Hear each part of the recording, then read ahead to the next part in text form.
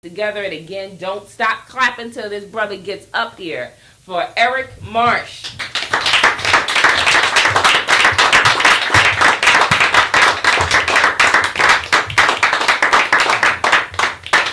Thank y'all, thank y'all. So I got a little change for the night. I just want to throw a pin back that way. This is my favorite pin, by the way. See, it's got a flashlight and everything. But I want to get this to you. I want to get this to Aaron.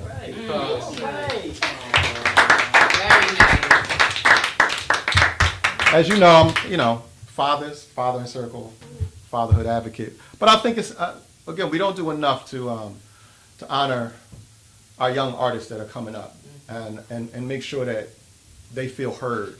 I was at an event the other day, and actually, I have to tell you, I feel like talking a little bit. I'll get into my poems, but really emotional day, really emotional week this week, and I got a chance to attend the Black Lives Matter event the other day at Martin Luther King High School, and I was blessed to be able to sit next to a table of young girls who were seniors at the school, and we got into this conversation about family and community and how do we build community and family, and one of the things I became aware of is that they're living in a completely different world than the one that I grew up in. And the mentality and the attitudes and things are very different. Perspective on life is so different. And as much work as I try to do with fathers and fathering, and as much as I love my children, I still have some of the issues that adults have. We have a tendency to oppress our children at times. I come from a generation where it feels like a child should be seen and not heard. Remember that? Right? That ain't flying no more. We got too many children who have nothing but to do but be heard. And I think we miss out when we don't allow them to actually express their voices. So I want to thank you for sharing that. I have to say, this is very emotional for me as well because I've never featured before. And I think one of the reasons why you think we've known each other for so long is because I've been one of those poets in the background. Like I've attended venues for years and years and years just as a lover of poetry. But my friend Jody Austin from the Collective, she'll often harass me sometimes because I always say I'm not a poet. What do you mean you're not a poet? I said, no, I don't feel like I'm a poet. And part of it is that kind of mentoring relationship. Being a fan of poetry, but not being in a collective, not being part of a community, or not being part of a mentor-mentee relationship. I think it's important to hone and craft. And just speaking at my age, I'm almost 50 at this point. But I feel like those are the things we need to nurture and train. We need to plant those seeds and water them. And so I just want to encourage all of y'all to do that.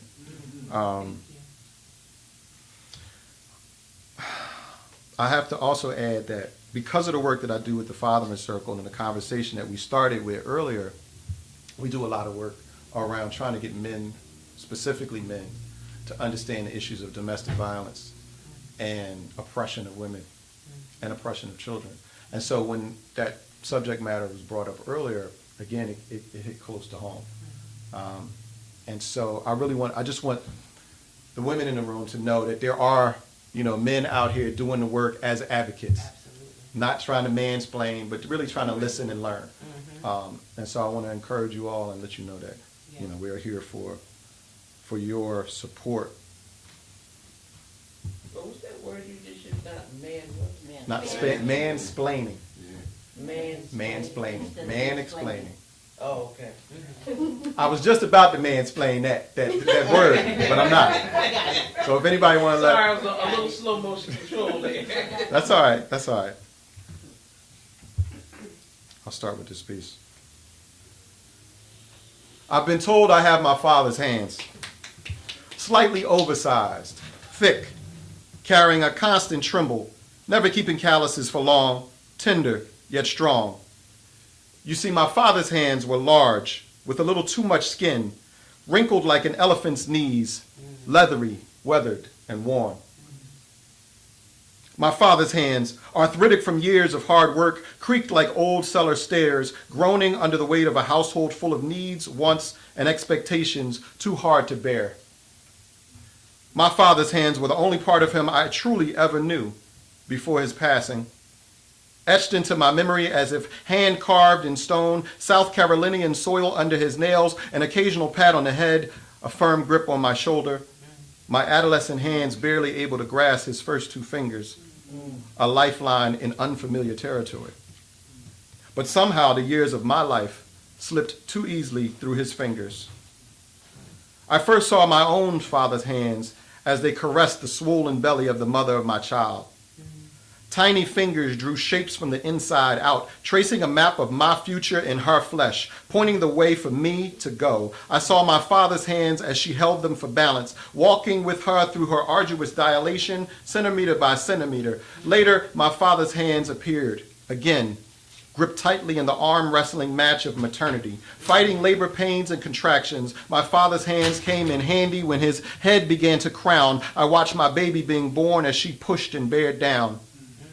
Cutting the umbilical cord and placing upon her chest, I knew this was the start that would put my father's hands to the test.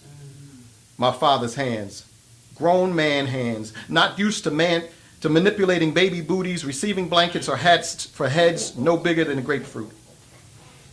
My child, fully fitting in the palm of my father's hands. My child, like Kunta Kinte, raised to the sky for ancestral approval. My child, taking me by my father's hands, leading me into this rite of passage called fatherhood, giving me roots and wings and a mission to lead and to serve. My father's hands battled with the world to put food on the table, grappled with other fathers' hands, sometimes in conflict, other times in solidarity. My father's hands spent many a late night putting together holiday toys while simultaneously balancing checkbooks. My father's hands built skyscrapers by day and dollhouses by night, tightening training wheels like led Lego armories into battles and celebrated our victory at Barbie's tea parties.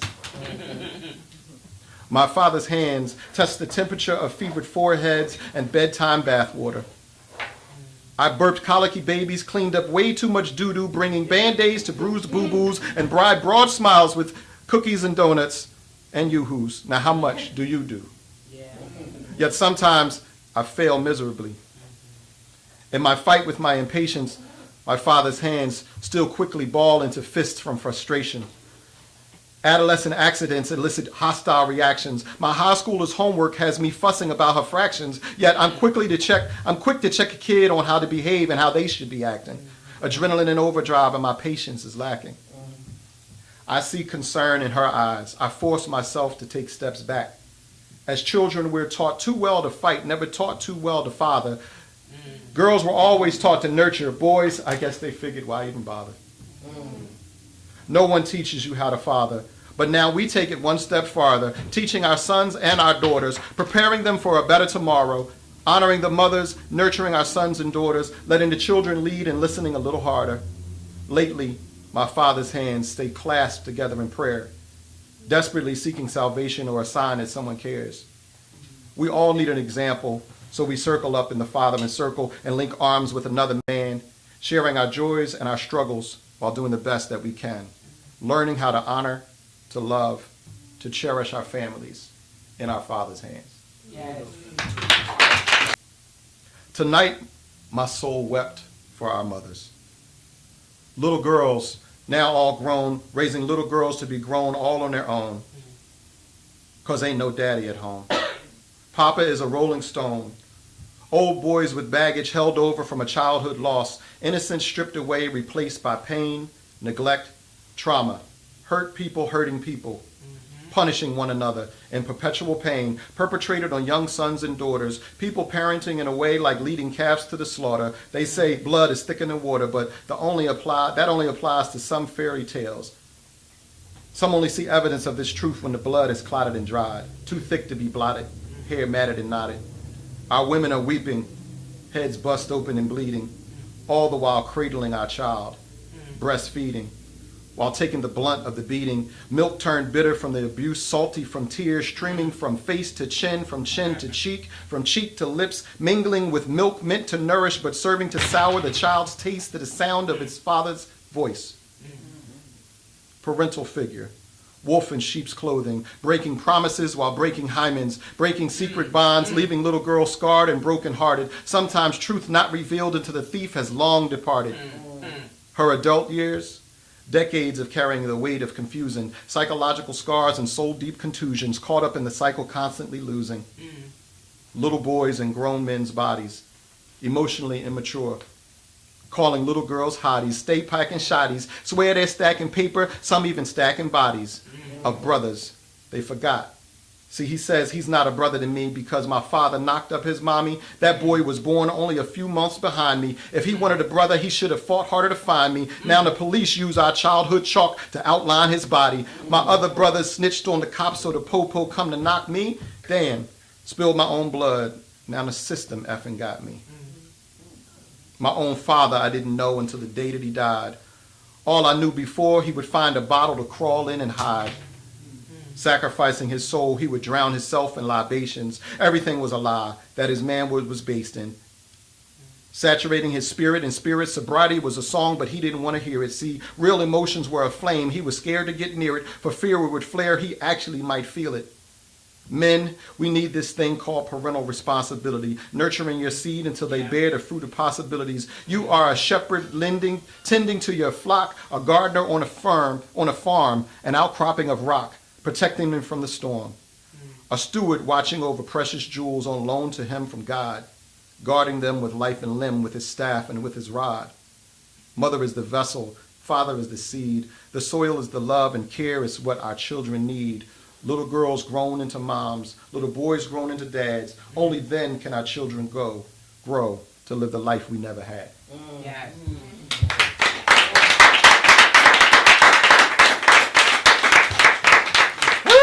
Yes. Yes. It's deep. It's deep. Is that too deep? It's heavy in here? This is a little heavy. It's heavy. It's heavy. It's heavy. We It's can heavy. handle it. We all right. You good? Good. We wear the mask of masculinity, forever fighting to deny the divinity of feminine energy, reluctant to expand our potential to infinity. Clinging foolishly to a limited reality, holding on to irrational reasons defensively, we fight and kill from our inner insecurity. Instead of existing and living assuredly, infuriating absurdity embraced religiously prevent us from living spiritually or following our paths passionately. So instead, we run the rat race half-assedly, while all the while watching our hopes dash laughingly, choking on what society expects us to be, willingly relinquishing our path to unlimited possibilities, while pursuing the pipe dream of financial security, ignoring self and family while surviving on a salary that's more like slavery. We wear the mask of masculinity, expected to destroy all enemies single-handedly while handling women and children haphazardly. Flailing fallacies is a fallacy, an erroneous effort to measure as if male, in fact, was manly. Go on. How could we ever evolve to solve the problems when the way we define ourselves was what caused them to be? Why do we wear the mask of masculinity?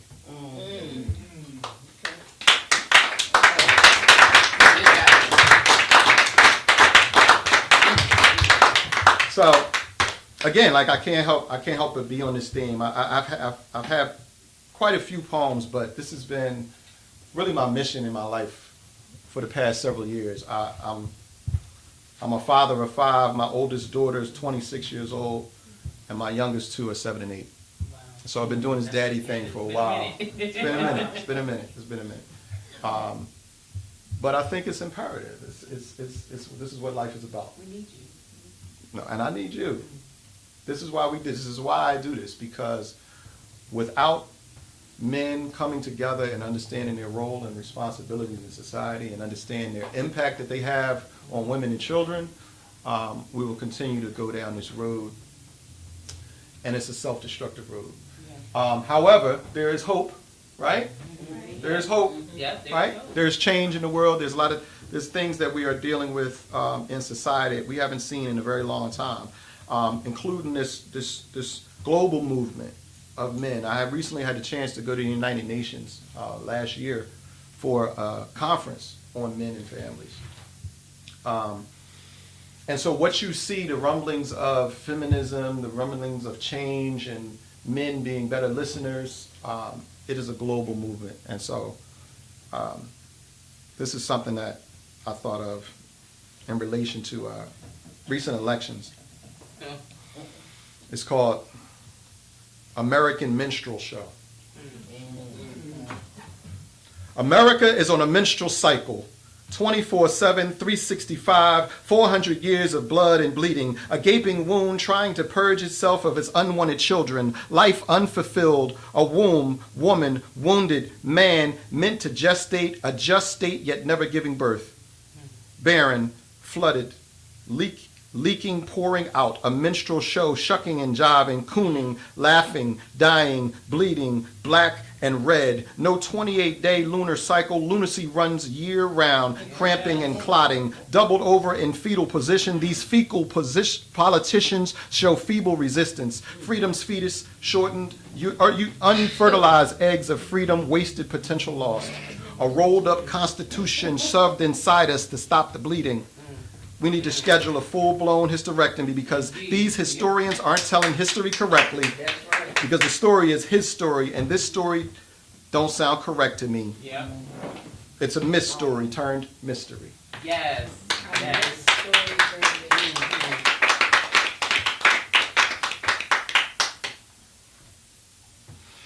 All right, a little lighter. I love my kids. I love my daughter, and so my youngest two inspired this. My form of fathering is one of radicalized love. You can't tell my baby girl I don't look good in a tutu and tiara. All right. My masculinity is maintained through makeup and mascara. Tea parties and mani-pedis tying knots in my locks in an effort to get me ready. I'm always invited to the best slumber parties where I rub elbows with Paw Patrol and kick it with Barbie. I can hardly wait to play, wondering what my new universe my two tiny astronauts have uncovered for me today. We stay immersed in imagination. The avenue of the art of Aaron and Amaya has Sesame Street beat. They write me love letters and sonnets, hearts drawn all on it. Costume characters with different hats and bonnets. We be the baby hat daddy gang, West Side set. Yeah. Like Orville and Wilbur, they take flights of fancies every night, defying gravity. They lift me emotionally, changing preconceived notions in me. This elevated perspective allows me to finally see. It's okay to let them lead. Like Lewis and Clark, the explorer, they explore my heart, traversing terrain in my brain. They have conquered every part, exploring parts previously unknown, making landscapes and wildernesses in every corner of our home. Yeah. Household pets become giant wild beasts. I mean, who else do you know with a furry flying dragon on a leash? No. Innocent eyes see what the aged jaded cannot see. They are the creators of the universe until adults wake them up so they can see. Yeah. That's what I say. I ask God all the time to make me pregnant. I want to be pregnant. God, I so want to be pregnant. Pregnant with your words and power. Hands on hips with contractions every hour. I want to roll over in the middle of the night with a craving for crackheads and an urge for urchins. I want to exhale hard when my back is hurting by using this stage and this mic as your church. I want to use their hurt, their pain, and lack of understanding to show them the way and the why in your light we should be standing. I want to gorge myself on the homeless, hateful, and wretched. I want my navel to pop and my belly to stretch. I want to pace the floor at night while thoughts kick me from the inside. I want my mood to swing as my hips, nose, and thighs grow wide, preparing to birth the words that's deep inside. Yes. God, I want to be pregnant. I want to give birth to words that run, jump, knock things over and shout and make you mad at yourself when you realize that your life ain't what life is about. But meanwhile, I feel these words eager to get out. I want to nurse on narcotics and breastfeed dope. I want my back to ache with the weight of hope. I want these visions to brew in amniotic fluid. I need Lamaze for my mind and you're my partner to go through it. I'm dying to dilate. I feel the urge to do it. It's about that time. I need the water to break. I need to birth these words for my people's sake. I need to puff, puff, breathe, bend my knees. God, get this thing out of me, please. All the misery and heartache help me push my brain aches and my body is trembling like I'm suffering from birthquakes and I'm sweating and straining and pain is insane, but I do it out of love, so you know what? Do it again. Yeah. And as soon as the syllables spill from the birth canal, I recognize the beauty in my response as wow. Every face in the room is colored with a smile. I give birth to a verse, and I call him my child. Yeah.